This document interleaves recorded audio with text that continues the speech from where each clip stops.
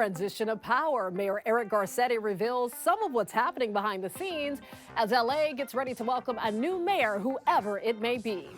Budget-friendly feasts, some tips to save big on your Thanksgiving meal. Hello, everyone. Welcome to The Rundown. I'm Robin Winston. Karen Bass is gaining ground on Rick Caruso in the race for LA mayor. The LA County Registrar's Office has processed a big chunk of new ballots. Caruso still has the lead with about 2,600 votes separating the two candidates. My administration has been preparing for a long time for this moment. We're ready for this transition, and I've let both candidates know that we're prepared to start working with them on the transition, knowing that one of them will take over on December 12th. It will be the shortest transition in LA City history. I had a couple months. They may have a couple weeks. Meanwhile, we're also getting new results in the race for LA County Sheriff. Robert Luna has widened his lead against incumbent Alex Villanueva. As of Friday morning, he's up by 16 percentage points, but there still are plenty of votes to count. A special commemoration honoring SoCal veterans took place at the Field of Valor in Covina. It's just one of many Veterans Day events all across Southern California. This was created and run by the Covina Rotary Club. All proceeds raised from the Field of Valor goes towards helping local veterans and families of deployed military. The Veterans Day ceremonies were preceded by a flyover by members of the Air Force. With COVID numbers going up again, could masks be making a comeback? If COVID cases continue to go up, health officials say they will once again strongly recommend that people wear masks indoors. Right now, mask wearing is optional in most places. All right, there's a storm heading our way. Meteorologist Belen De Leon is here to let us know exactly what to expect. The weather overall is quiet compared to where we were at the start of the week, but here's what I'm watching for the weekend. We'll have light onshore flow, and that's going to lead to some slightly cooler temperatures on Sunday. More cooling expected with low clouds, and we'll have gusty winds increasing for the valleys and deserts. Now look at the trend. In Riverside, we'll have upper 60s for Friday and Saturday, but you see that little dip on Sunday. And the reason for that, we'll have a storm system that's going to draw closer to us. It's not going to bring us any rain, but it will bring some cooler air and some gusty winds. So here you see that light onshore flow for Saturday. The winds really increasing for our friends in the deserts. And as that storm system draws closer to us on Sunday, the winds will be out of the northwest, affecting the deserts, the mountains, and also travel through the grapevine. So be safe. Southern California homeowners are being urged to beef up security around their properties and be on the lookout for a burglary ring. A group of criminals have been striking dozens of homes all the way from Ventura County to Orange and Riverside counties. Authorities believe the organized burglaries are committed by South American nationals who are in the country on tourist visas. Police say there have been nearly 20 burglaries this year in Riverside alone. Typically, 2 or 3 thieves enter through a backyard window. Sometimes they use patio doors or second-story balconies to break in. One of the things that our detectives have noticed is that a lot of these houses, they back up to some type of arroyo or ravine or greenbelt area, or they have some type of vacant, empty lot next to it. Police say the thieves almost always have a getaway driver using luxury cars or SUVs to blend in with the neighborhood. Homeowners are being urged to form neighborhood watch groups and install alarm systems. Investigators need help finding 3 Olympic medals stolen during a home burglary in Laguna Hills. The break-in happened on October 29th. Thieves stole a safe containing the 3 Olympic medals, a gold, silver, and a bronze. We're told they belong to a member of the U.S. women's volleyball team. The Orange County Sheriff's Department wouldn't comment on which player. We've reached out to U.S. Volleyball, and we're waiting to hear back. We are learning more about the family carjacked on live TV. The community has really stepped up to help them out after their world turned upside down Wednesday night. A man chased by police ran into their home, grabbed their keys, and actually took off with their truck and wrecked it. The family depends on that truck for their landscaping business. They had saved up for years and had just bought it a couple of weeks ago.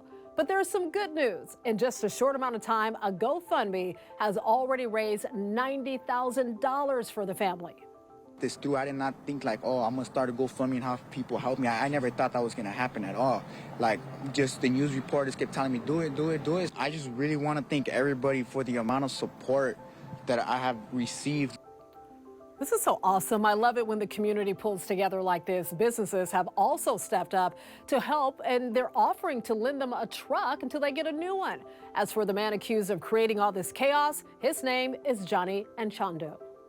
He's from Moreno Valley and is facing several felony charges. All right, if you're hosting Thanksgiving dinner this year, you might feel overwhelmed by the cost of it all. So the I-Team talked to a money-saving expert and hit the stores to help you plan an affordable feast. Here's NBC4's Carolyn Johnson.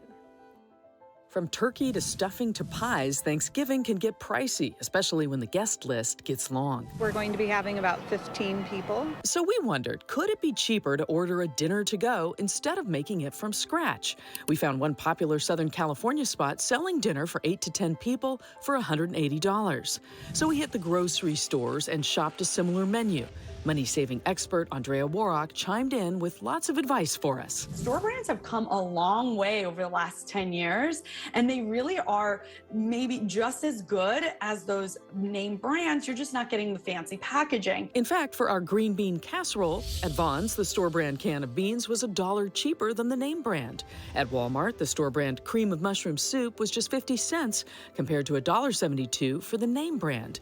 We found the same thing for turkey. The name brand was often $1 more per pound, which can really add up. And Warrock says start looking for those deals now. We try to do it early on, just to also save money and to budget. So with budget-conscious shopping and assuming you have some staples on hand, we created a similar feast to that $180 to-go dinner for much less. We spent $74 at Vons, $59 at Walmart, and $60 at Food for Less.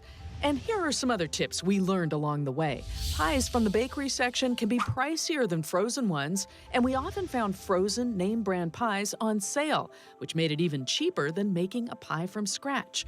Another way to save, you can follow Warrock's advice and buy a smaller turkey and fill the table with inexpensive side dishes, which many of us like better anyway. I love sweet potato pie.